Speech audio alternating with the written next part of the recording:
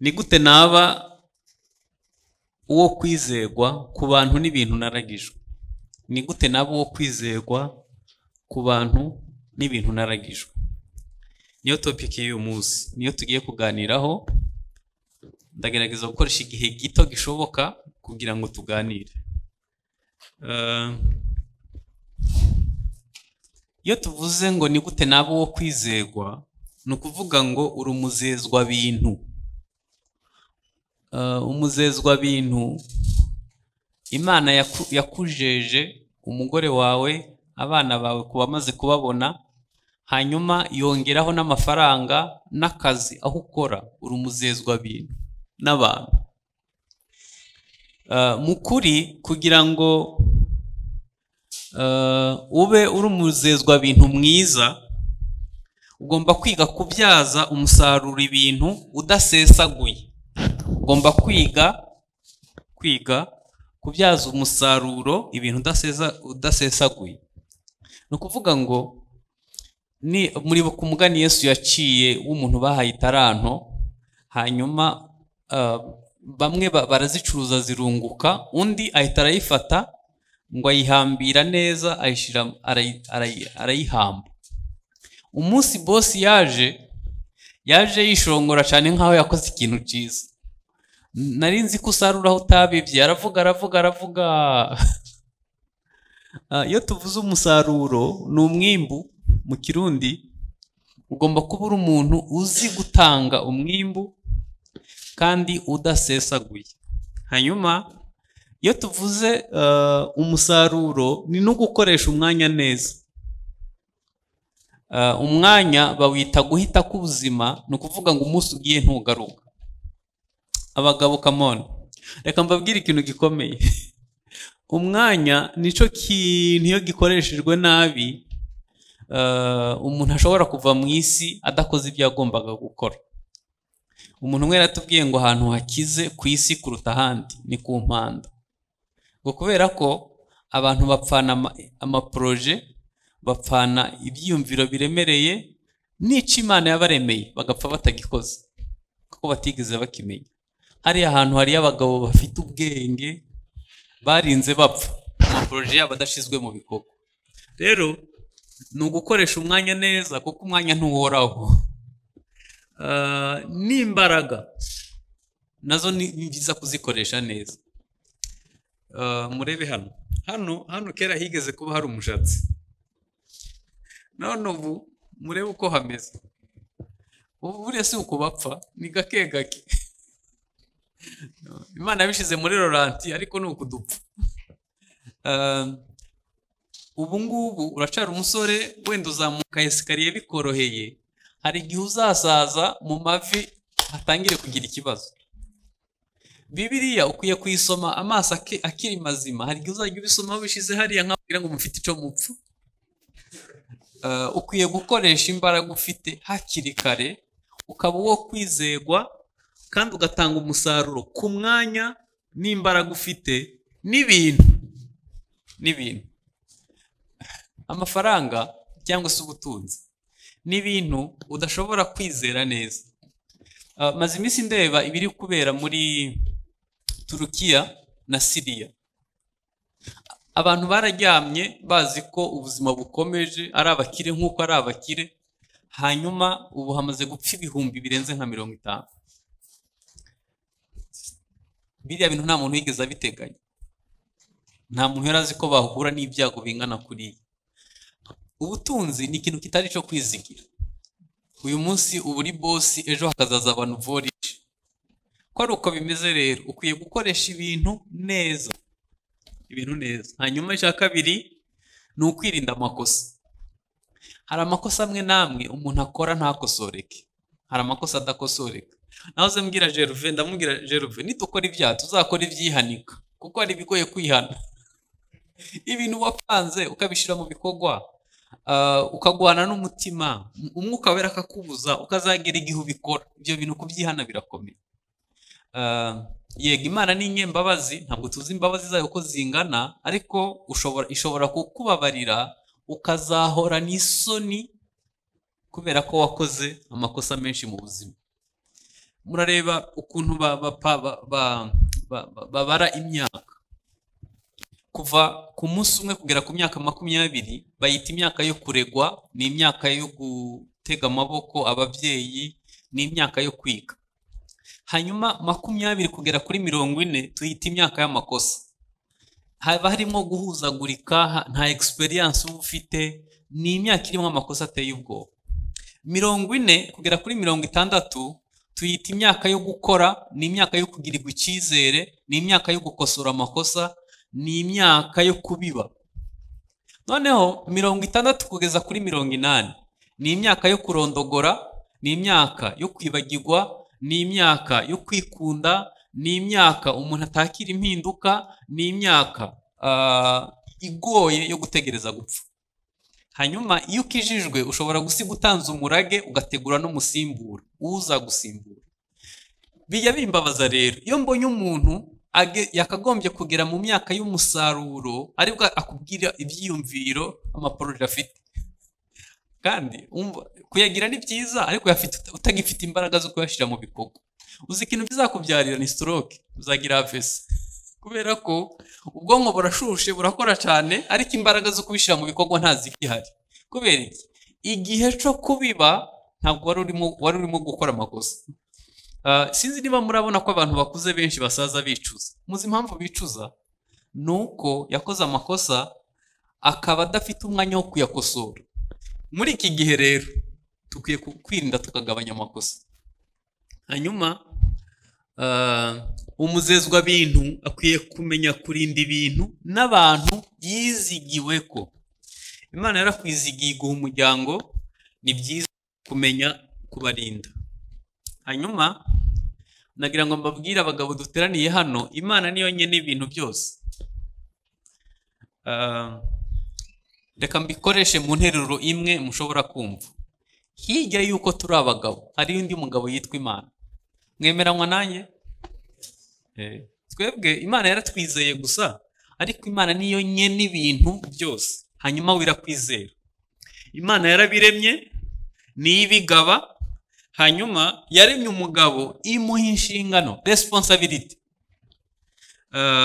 Irangije agomba gutanga raporo ku Mana. Ikindi ubuzezwa bintu burigwa kugira ngo uzavemo umugabo mwiza yuzuza inshingano, birigwa pe, birigwa. Hari umugabo mwiza nkunda yari yubatse neza, niwe nashatse kubahaho urugero, yitwa Yobu. Iyo urebye ibintu Satani yamunyaze, inka, ingamiya n'ibindi byose, uriya mugabo ntabwo yari umunebwe, yari umukozi, yari umugabo ukora. Ntabwo wagera ku musaruro ungana kuriya utari umukozi.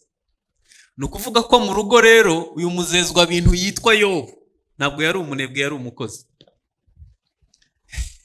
Hari ijambo sinshaka ko turikoraho deba, ariko hari igihe tuzicara tubiganireho, rivuga ngo ni mubyare mwororoke mwuzure isi. Mwararisomye?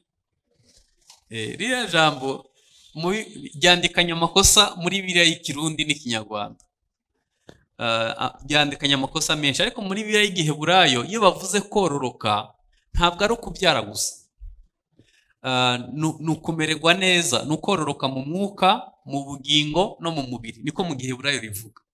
Noneho ndebera umupapa yororotse mu mubiri akabyara abana 10, ibyumba bitororotse bitabaye byinshi, n'ibiryo bitiyongereye. Ubwo neho ndasobanura ukuntu Yobu yari umukozi. Mu mubiri urororoka ariko mu mufuka nta kirimwo, no muri stoke nta kirimwo, no mu mutima umerewe nabi kuko bose barakubaza amakaye na minervare naho kuba utabifite. Uyu muntu Yobu yari umukozi. Hanyuma icya kabiri, mu mwuka yari umuntu utambira itambo buri munsi, kabiri ku munsi, kugira ngo atagira icyaha cinjiriwe. Hari ukuntu yabwira Imana ati Imana simbizi, abana aho bagiye gukinira wenda banyweye inzoga cyangwa se bagwanye. Akaba ari umuntu amenya kurinda amakosa ko yinjiriwe. Kubera ko duhuze abagabo nyene dufite akazi kenshi, waguze televiziyo Imana ishimwe, ariko na filime zirebwa iwawe ntabwo uzizi. Ntabwo uzi niba abana bareba pornography, ntabwo ntubizi. Indirimbo ziririmbwa bareba iwanyu ntubizi kuko ntufite umwanya. Maze imyaka 12 nkora ivugabutumwa nkoresheje media itangazamakuru, ndabizi neza ko ibyinshi bica kuri televiziyo biri satanique. Byibuze ukwiye kubimenya, ukamenya ngo nizihe ndirimbo zirebwa hano, ni bihe birebwa iwanyu, ukarinda ibyinjiri wawe.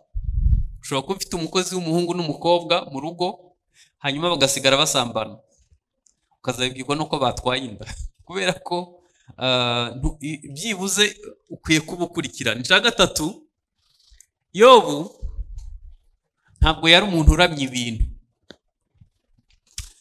Kubera ko dukira twarabanje gukena cyangwa twaravuye ahantu bitushaka nyine kugaragara ko ufite ibintu.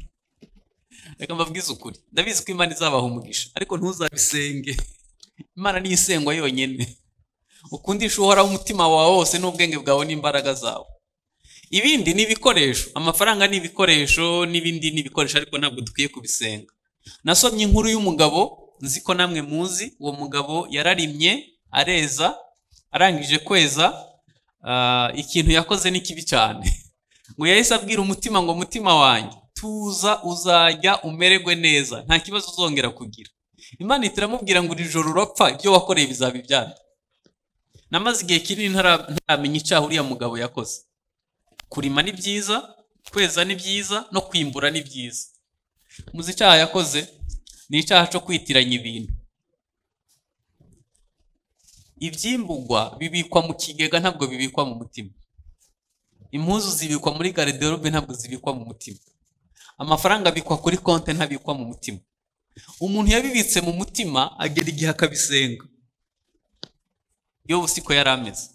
N'igihe byari byagiye yaravuze ngo Imana niyo yabimpaye ni nayo ibitwaye, muri byose izina ry'Uwiteka nirishimwe. Ngo ntiyashira amafuti ku Mana. Hanyuma icya kane, yakoranye isezerano n'amaso ye ko atazareba abagore b'abandi. Yesu bigeze kumuzanira umugabo yafashwe asambana, aravuga ngo utarigeze abikora namutera ibuye. Iki kintu banza cyatsinda abagabo benshi, kubera ko murabizi ko muri kamere yacu ko turemye intege nke zacu zijyanye n'ibyo tureba. Ibyo tureba biradushobora. Niyo mpamvu mubona abakobwa n'abagore hanze abenshi bambaye ubusa, kuko barabizi ko intege nke z'abagabo n'amaso. Ni ukwiye kuba warakoranye isezerano n'amaso yawe. Hanyuma yari afite communication iri ikomeye. Igihe umugore yamubwira ngo natuke Imana apfe, yamusubizanije urupfasoni n'ubugwaneza n'ubwenge. Yaramubwiye ngo ntabwo Imana twayubahira ibyiza gusa. Tukwiye kumenya ko Satani nta hantu yari kumushoborera usibye kujya kumusaba Imana gusa. Niba wubatse neza mu mpwemu, mu bugingo no mu mubiri, Satani ntazapfa kugushobora kubera ko wubatse neza. Ni ikintu cy'ingenzi. Hanyuma wamuzezwa bintu rero agomba kuba ari umuntu yuzuza inshingano.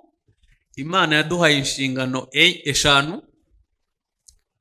Inshingano ya mbere y'abagabo ni ugutanga byose. Ushize narababajije ngo ni gute umuntu atanga byose kandi adafite byose. Ni devoir à domicile. Mubitekerezeho, ni gute umuntu atanga byose kandi adafite byose. Hari ukuntu Bibiliya ivuga ngo kwifuza k'umugore kuzaherera ku mugabo. N'abana hari ukuntu bizerera muri papa, akakubwira ngo papa ngo nutaha ngo nzanire indege. Yumva ufite ubushobozi bwagura indege. Uyu muntu abantu bose bizereramo akwiye kuba yubatse neza, akwiye kuba ari umuntu yubatse neza, afite ubushobozi bwo gutanga byose kandi adafite byose. Si uko ubifite ngo bitange, ahubwo ni ukuba uzi ko ubisabwa, hanyuma ukamenya kuganiriza abagize umuryango kugira ngo ubashe nyine gutanga byose. Ikindi ni ukurinda amarangamutima. Mu ngobyi ya Edeni ntabwo Adamu yananiwe no guhinga, yananiwe no kurinda ni ikintu cy'ingenzi. Hanyuma ikindi ni ukuba papa mwiza. Kuba ari hano batarabona abana, turagumye gusenga Imana izababaha, ariko abababonye ugomba kumenya ko umwana yakigwa mu bice bitatu: mu mpwemu, mu bugingo no mu mubiri. Hari ukuntu tugura ibyo kurya, minervare, amafaranga yo gukora ibindi, tukagira ngo twabaye ba papa beza. Ntabwo ari byo. Umwana yakigwa mu bice bitatu: mu mpwemu, ubugingo n'umubiri. Mutekereza ko abana bananirana iwabo hari ikintu baba babuze? Abenshi hari ubwo baba babonye iby'umubiri ariko amarangamutima akomeretse, muri emotion na sentiment zabo hameze nabi, mu bishobisho niko bavuga mu Kirundi. Ikindi dukwiye kwiga kwatura amagambo meza, kiga kuvuga amagambo akomeza abandi. Ni ikintu cy'ingenzi, kubera ko umwana iyo ntaco wamuhaye mu buryo bwo kumukomeza, kumubwira ko azavamo umugabo ngo umutegure, bizarangira atanze ico nawe yahawe. Hanyuma ikindi, umupapa yakijijwe niwe akwiye kumenya iby'umwuka mu rugo. Tugiye kureba inyungu zo kuba papa mwiza. Hano ndavuga ku bamaze kubona abana n'abitegura kubabona. Hari inyungu zo kuba umuzezwa bintu mwiza cyangwa papa mwiza. Papa niwe utanga identite. Hari umuntu umwe turi inshuti, ntabwo yagize amahirwe yo kumenya papa we, nta kintu na kimwe abuze, ariko iyo duhuye iteka ararira, akayambwira ngo papa ngo ashobora kuba ari umukene nagira ico amarira, ngo cyangwa se ashobora kuba ari umukire nawe yagira ico amarira, avuga ngo agahinda nzapfana no kuba ntazi papa. Kandi mama we yaramubwiye ati umva, niwongera kumbaza iki kibazo tuzaba babiri. Yaramuhakaniye. Ahantu hose bamubwiye umugabo ajya gusa nawe ahita ajyayo, kandi ni mukuru, afite abana nawe bakuru, ariko afite agahinda ko atigeze amenya papa we. Muri aba bana bari mwibarabara, abenshi bafite ibikomere byo gutakaza identite kuko batazi bazi. Nubona umuntu utagira se, byibuze uzamubere se uzabukoze, mubwire kuko hari igihe abakeneye byibuze hagiye papa, uzabugize neza. Kuba papa ni ikintu cy'ingenzi. Ikindi, umugabo si utanga identite gusa. Reka tugaruke kuri identite. Murabizi ko mu sperme z'umugabo nizo zidetermina ko umuntu azaba umuhungu cyangwa umukobwa. Abadamu usibye kumuha ico, kugusubiza ico wamuhaye, ntabwo abadamu aribo badetermina igitsina umuntu azavukana. Uyu mugabo, uyu muntu akwiye kuba yitonda. Mbabwira kandi kantu namenye vuba. Muzi impamvu Imana ibuza gusambana? Ni kubera ko mu ntanga z'umugabo habamwe amaraso. Mu ntanga z'umugabo harimo amaraso. Nuko iyo usambanye ububaye amaraso amwe n'uwo usambanye, ikindi ububaye umubiri umwe, ubaye n'umwuka umwe n'uwo musambanye. Ni bibi cyane. Gusambana ni bibi kuko ibaza identite yawe ihora inyanya, uyijugunya aho ubonye hose. Imana yanga ubusambanyi. Hanyuma gutanga identite ni ikintu cy'ingenzi. Ikindi, umugabo atoza abagize umuryango iyerekwa n'icyerekezo. Ni ukuvuga ngo umugabo akwiye kuba yicara agasangiza abagize urugo aho iyerekwa. Turava he turajyayo, twifuza kuba umuryango umeze gute. Mbabwira igice muri Bibiliya ntigeze nkunda, ni igice kivuga ibisekuru bya Yesu. Narashangaga nibazaga ukuntu babimanukuye, nkumva ntibiryoshe, ariko ubu nico gice nkunda kuruta ibindi. Kubera iki? Nagize umugisha inshuro tujya muri Isirayeli, hari igihe nagize umugisha wo kugira umugide wo mu muryango wo kwa Moridekayi. noneho akatubwira Moridekayi nk'uko ngewe mvuga sogokuru ubyara papa, kuko iwabo ntibatakaza igisekuru.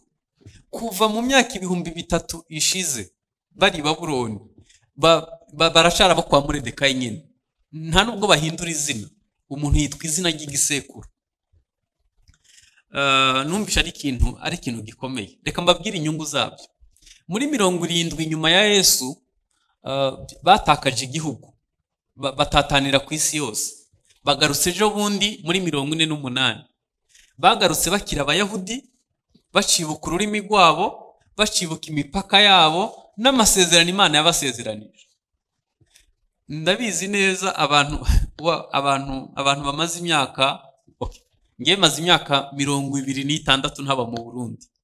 Ururimi mwumva rwarahindutse muri Venisiza gusa, nikigaragaza ko ntubatse neza. Nakagombye kuba nkiri Umuyahudi nkivuga, nikigaragaza ko dukwiye kuba turi abantu basangiza abandi iyerekwa n'icerekezo. None umuryango wanyu urava he urajya he?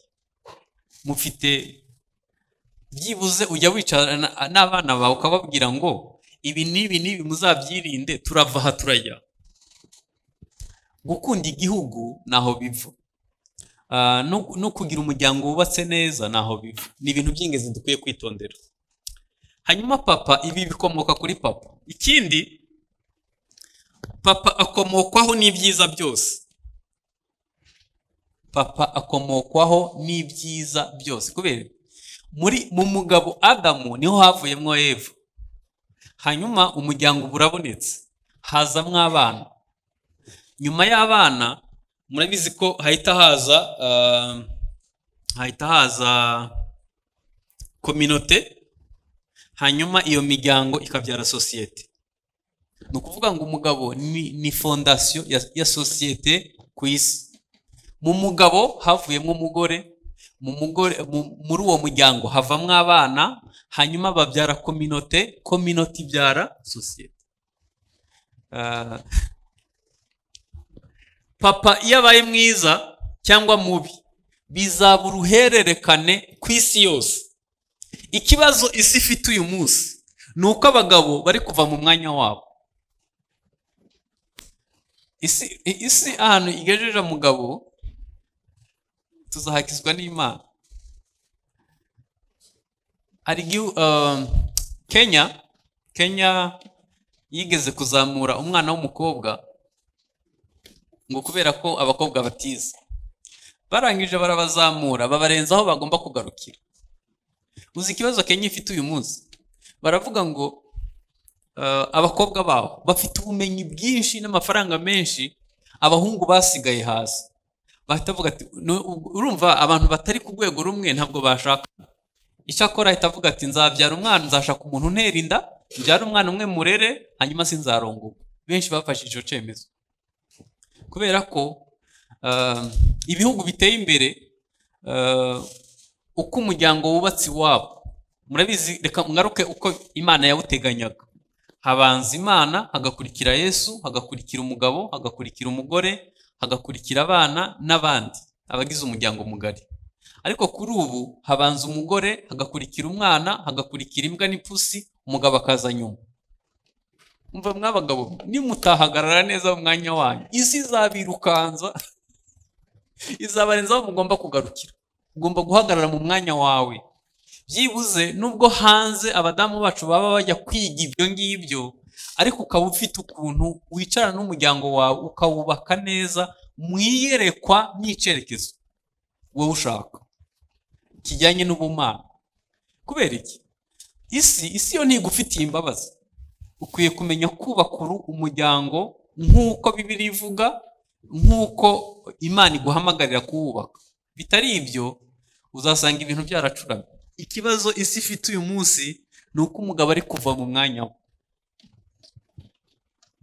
Hari abagabo benshi bajya bampamagara bakambwira ati urabizi umugore yandeze, none polisi iransohoye, barambwiye ngo sinshobora kwegera ku birometero 5 byahigeze kuba urugo rwanjye, cyangwa se bakamutwara abana. Hanyuma ikintu nagira ngo mbabwire, iki kintu ni icy'ingenzi. Urusengero cyangwa leta ntibashobora gukemura ikibazo sosiyete ifite mu gihe umugabo adahagaze mu mwanya we. Wapi? Isi ntishobora, leta ntabwo yakemura ikibazo kiri mu muryango. Kubera iki? Reka mbaho urugero. Muri Amerika iyo hubatswe ingo 10, 7 zose zirasenyuka. Mu ngo 10, 7 zose zirasenyuka. Ntabwo nzi hano aho bigeze kuko mva amaze imyaka myinshi ntaba, ariko ndabizi ko mu muryango bimeze nabi. Umuryango ufite ikibazo atakindi wagikoraho kiretse Imana yonyine izatwubaka ikanatwubakira. Hanyuma kugira ngo umugabo yubake, abashe kuba umuzezwa bintu mwiza, kubaka neza, agomba kuba yubatse neza imbere muri we. Icyambere, niba udasabana n'Imana, sinzi neza ibindi bintu uzubakisha umuryango aho uzabikura. Kubera ko njya ntangazwa n'ukuntu Jeruve akibana n'umugore. Abantu bize psychologie clinique abenshi barahukanye. We araca yubatse urugo rwiza, ngiye mbona ari igitangaza.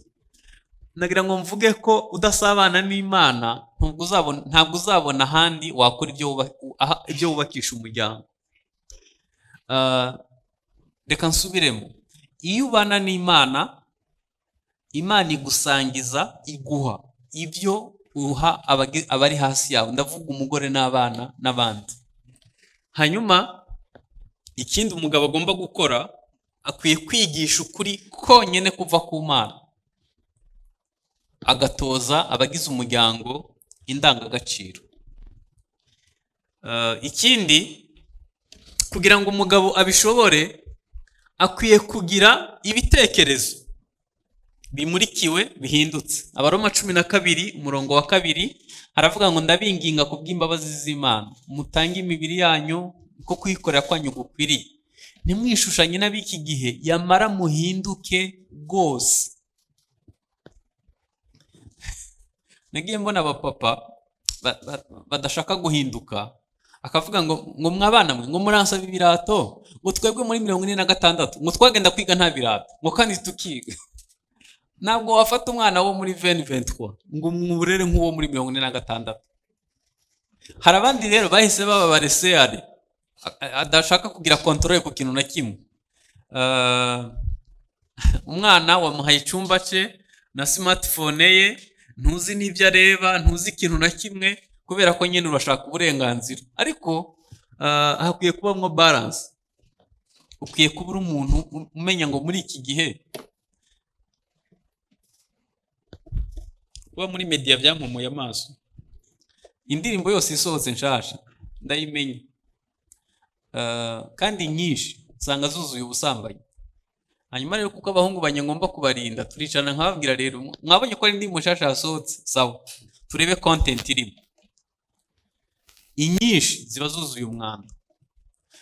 Dukwiye kumenya kugira ibitekerezo bimurikiwe kandi bivuguruwe kandi bihindutse kugira ngo dufashe abana bacu. Hanyuma umugabo akwiye kwezwa akabaho ubuzima bwejejwe. Kubera iki? Intege nke umugabo yagize ziba uruhererekane mu muryango. Si ngombwa kubwira abana kunywa inzoga. Nimushaka muzashwane na madamu mu cyumba.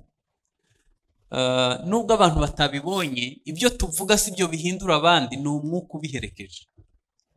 Mushobora kubwira abana amagambo meza, ariko kuko inyuma hari umwuka utari mwiza, bizarangira. Yambwira abapasiteri, mwari muzi impamvu ibintu twigisha abantu bitabahindura, nuko natwe bitaduhinduye. Iyo wigisha abantu gusenga utayaherukamo, urabivuga ukazategeza ko basenga ugaheba. Iyo ubwira abantu ngo ntugasambane, usambana, barasambana gusa, bakora ibitangaza. Iyo ubwira abantu gukundana wangana, bazangana gusa, nabo bazakwanga matse. Impamvu ibintu twiga mu madini bitaduhindura nuko n'abatwigisha nabo batahindutse. iyo ukominika ubuzima bwawe ugatanga umutima wawe mu bana, mu bagize umuryango, barabifiringa. Mwari muzi ko iyo umwana ari mu nda papa na mama babanye neza, papa ataha umwana ari mu nda agakina, agatera imigeri akishimira papa ataravuka. Nese niba yumva papa ari, kandi niyo mufitanye amakimbirane ugataha umwana ahita aceceka mu nda nk'aho adahari, niba bibera mu nda ibyo bizareka kuba ari hanze.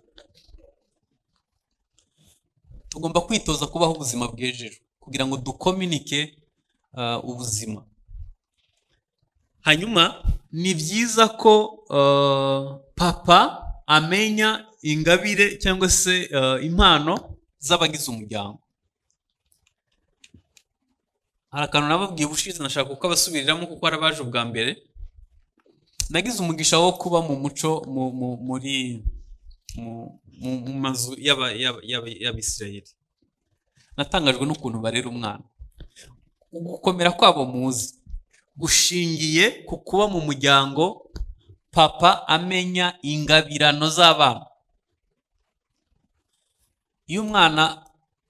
Iyo basamye umwana ari mu nda, papa afite devoir yo gusoma ibitabo 5 bya Mose kandi avugira hejuru, akabwira umwana ari mu nda, uzaba umutwe ntuzaba umurizo, uje kuba inyishu ntuzaba ikibazo, amahanga azakuguzaho ntuzajyayo, akabibwira umwana ari mu nda. Ni devoir y'umugabo. Hanyuma iyo yavutse bamujyana mu isinagogi ku munsi wa 8 bakamusubiza mu rugo, bagakomeza kubimusomera kugeza kwije imyaka 2. Iyo yiga kuvuga nzaba umutwe sinzaba umurizo, nzaba igisubizo sinzaba ikibazo, kuko nibyo bamutoje. Iyo kwije imyaka 2 bahita bamukura iwabo bakamujyana mu ngando za Kiyuda mu bakibuti. Aho hantu n'ahantu nta mubyeyi ubwira umwana we, ahubwo n'ahantu bafata umwana leta ikamwigisha kugira umutima wagutse ukwigwa mu gihugu cyose. Ntawe ugira ikintu cye, ibintu byose barabisangira. Umwana aciye aho hantu aba afite umutima wagutse, kubera iki batanguranwa n'imyaka 2. Hagati y'imyaka 3 n'imyaka 5 nibwo karagiteri yiforoma. Haba hari abantu bashinzwe kwanaliza impano y'umwana. Noneho riciza bakujyana ku ishure bakurikije ingabire bakubona. Bakavuga ngo uyu azaba umufundi, uyu azajya mu gisirikare, uyu azajya mu buhinzi. Inyungu yabyo nziza rero nabambere mu bintu byose ku isi, nabambere mu bucuruzi, nabambere mu buhinzi, nabambere mu ikoranabuhanga, nabambere mu bintu byose ku isi, nabambere. Kubera ko papa yashoboye kumenya ingabire. None kibabaje nawe yawe ntuyizi. Nawe yawe ntuyizi. Ibi ntibishoboka iyo papa atamarana umwanya n'abana, ntabwo bishoboka. Uzahita ubajyana ku ishure aho babonetse hose, cyane cyane aho abakire biga. Kubera umugisha ufite uzabajyana aho abakire biga. Hanyuma bamwigisha ubutinganyi, bamwigisha n'ibindi byose bigezweho iki gihe, hanyuma wicuze kubera ko utabaye papa mwiza. Hanyuma ikindi ni amagambo yo gutera intege. Ni byiza ko twiga kuvuga amagambo atera intege abandi. N'igihe bakoze amakosa ukiga kubigishanya ubugwaneza, ukabakomeza, bizaba byiza kurutaho. Ndashaka kubabwira inzitizi zibuza umugabo kuba mwiza. Inzitizi ya mbere ni uko yubatse mu mwuka, mu bugingo no mu mubiri. Nigeze kubabwira ngo ntawe utanga icyo atahawe. Ntushobora gutanga urukundo utararuhawe, ntabwo ushobora guha abandi agaciro utaragahawe. Uko wubatse imbere muri wewe bifite icyo bivuze. Hanyuma icya kabiri kibuza kuba papa mwiza ni ukugira inshuti mbi. Mu Faransa yaravuze ngo mbwira abo mugendana nkubwire uwo uri we. Ikindi ni ibikomere bikomoka mu muryango uvukamo.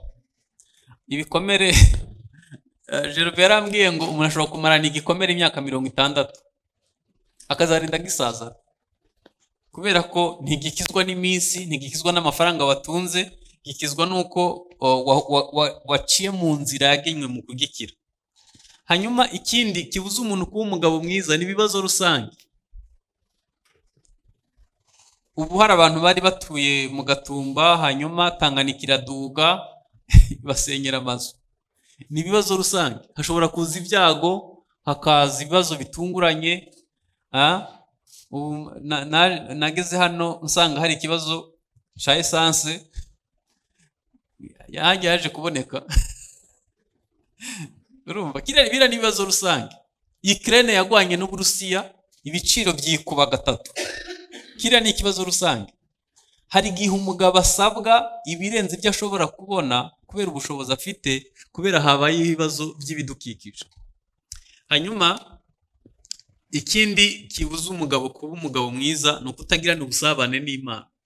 Kubera ko nkunda kwensista kuri iki kintu, nuko niba ibyo utanga byiza utabikura ku Mana, nta wabiha garanti. Ikindi gikomeye ni ubumenyi. Reka mbabwize ukuri, urugo rwubakwa n'ubwenge. Hari akantu kigeze gusirikira ku mbuga nkoranyambaga, sinzi niba mwarakabonye, ngo niba ushaka kumenya umugore uzasoma igitabo kingana gutya, hanyuma niba ushaka kumenya umugabo agatabo kangana gutya. Abagore bagizwe na emotion 90%. Uko imyanya y'ibanga yabo iba imbere, ni nako amarangamutima yabo ahishe. Iyo mugiye mu rugendo n'umugore, ashobora gutekera valize ebyiri ukagira ngo arahukanye. Umugabo ipantaro zibiri ziba zihagije, ntibimugora, kubera ko niko baremye. Ntabazi ico azambara ejo, biterwa nuko yaramutse. Ashobora kukubwira ngo ariko ngo nta nubwo uheruka kunsohokana, ngo nta nubwo ukinkunda. Ntiyabigusabye ngo bimwangire, ntaco wamwimye, ariko akabyuka avuga gutyo gusa. Uyu muntu bisaba ubumenyi. Urugo rwubakwa n'ubwenge. Ntabwo warera abana bo muri iyi myaka udafite ubwenge buva ku Mana.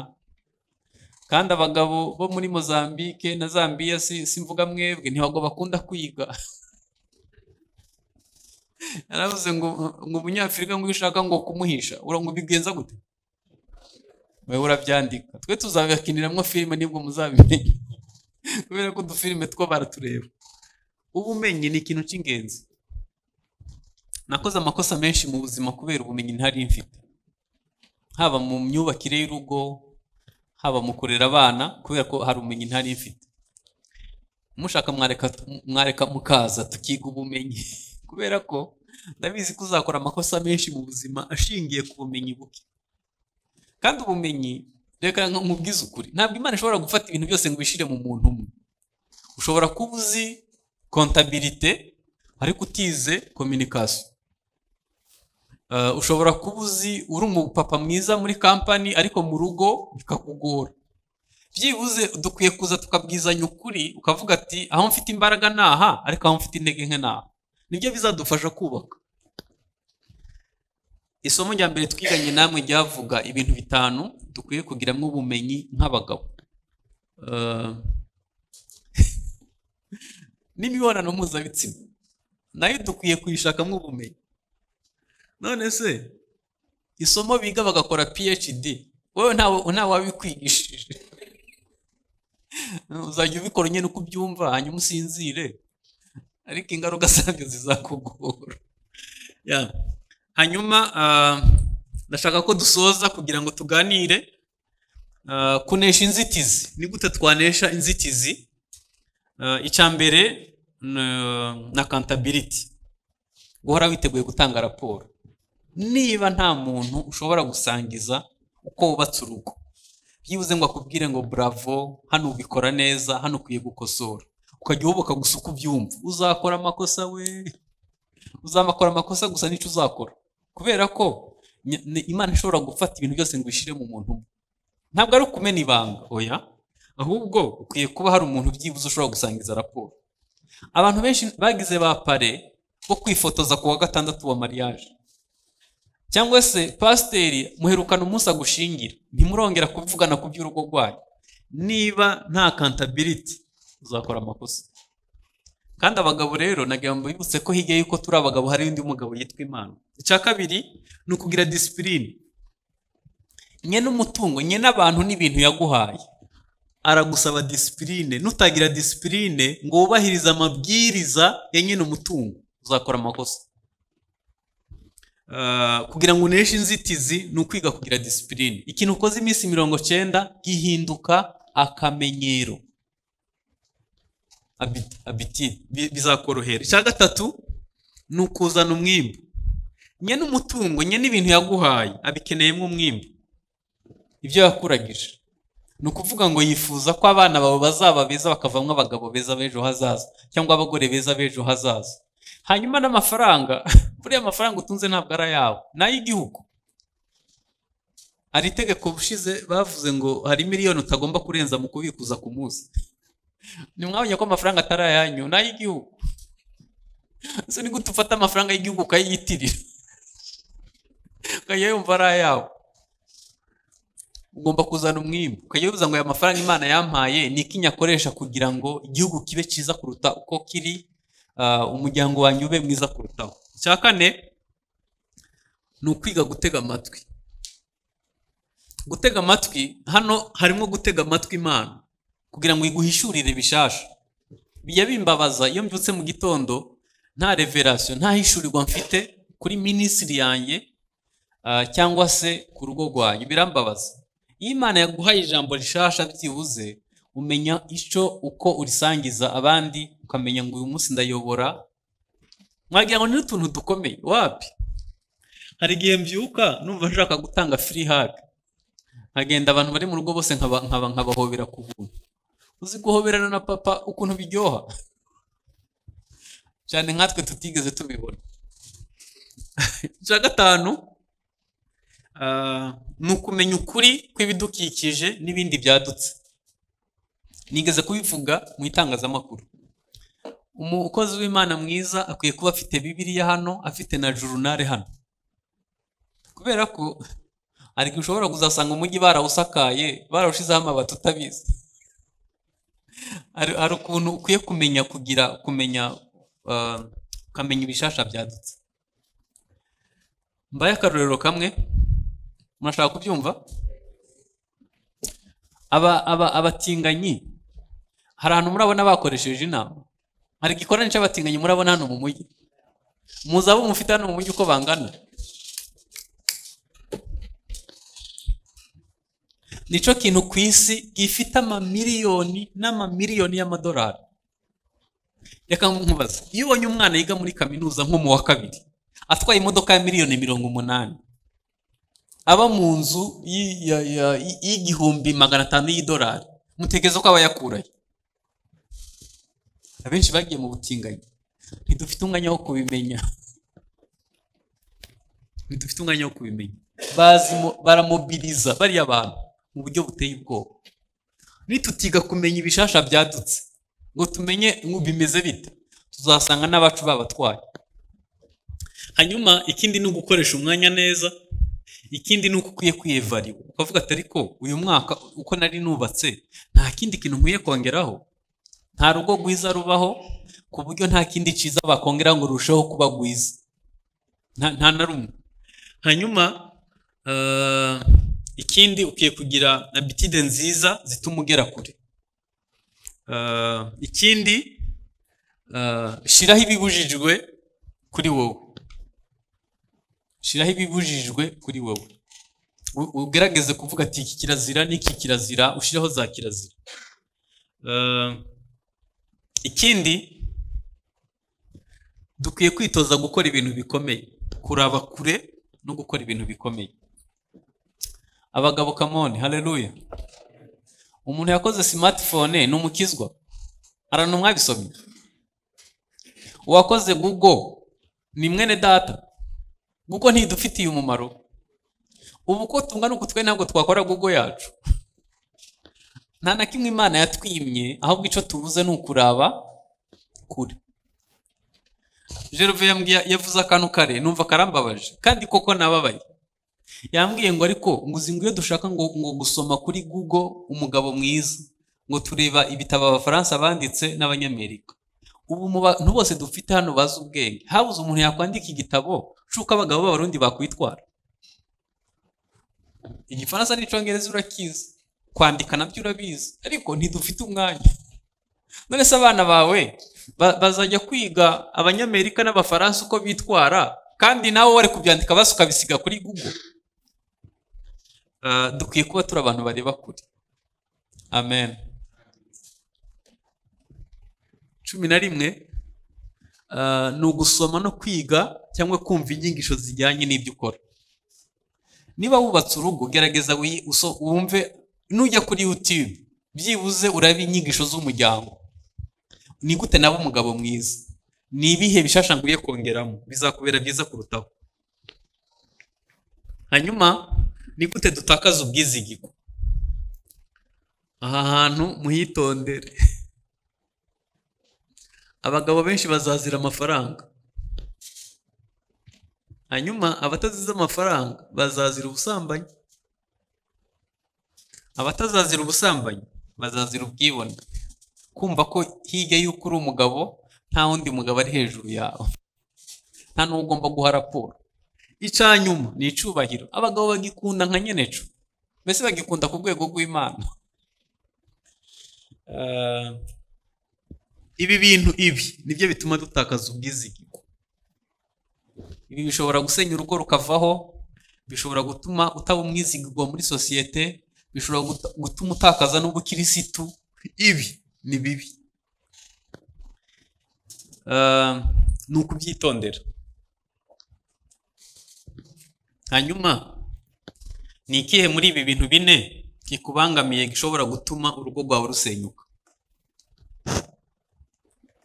Subira inyuma. Amafaranga. Ntabwo mfite umwanya, wenda tuzakora topic kuri ibi bintu cyangwa tuvuge kuri kimwe kimwe. Hari igihe umuntu agira amafaranga agahita abona umugore washaje. Hari igihe umuntu agira amafaranga agatangira ngo gusangira ngo n'abandi bagabo wayini, whisky, kugira ngo nibwo ibyumviro biza. Ikindi ngo inzoka zo mu nda ngo zihita ngo zicurama. Abakire mubaho neza gusa. Amafaranga uhita uhindura imodoka, ugahindura na hotel uriramo, ugahita uhindura, ni byiza, ariko ntuzayasenge. Ntuzayasenge kandi ntazagusengera urugo. Abagore benshi iyo babonye umugabo yagize amafaranga menshi ahita atangira kugira impungenge, kubera ko abagore bahita bakwirukaho. Iki gihita gikurikiraho amafaranga iyo yaje. Kandi mwibuke uko turemye, dukenera sex 70% ku munsi. 70%. Iyo rero amafaranga yaje bahita nabo mwiganye muri primaire barabimenya. Hanyuma bigahita bizamura ubwibone. Umugabo ufite amafaranga ameze nk'inkororo, niyishira. Ushobora kureba umugabo ufite amafaranga ugahita umubona, kandi iyo amafaranga yabuze n'ibitugu birunama, ntiwibuka no kongera kwimwesha ubwanwa no kwambara impuzu igoroye nusubira. Amafaranga iyo yagiye ashobora kuzamura ubwibone cyangwa agatuma wumva ko uciye bugufi. Hanyuma icubahiro ni ikintu cy'ingenzi. Imana ibaho umugisha mu izina rya Yesu. Amen.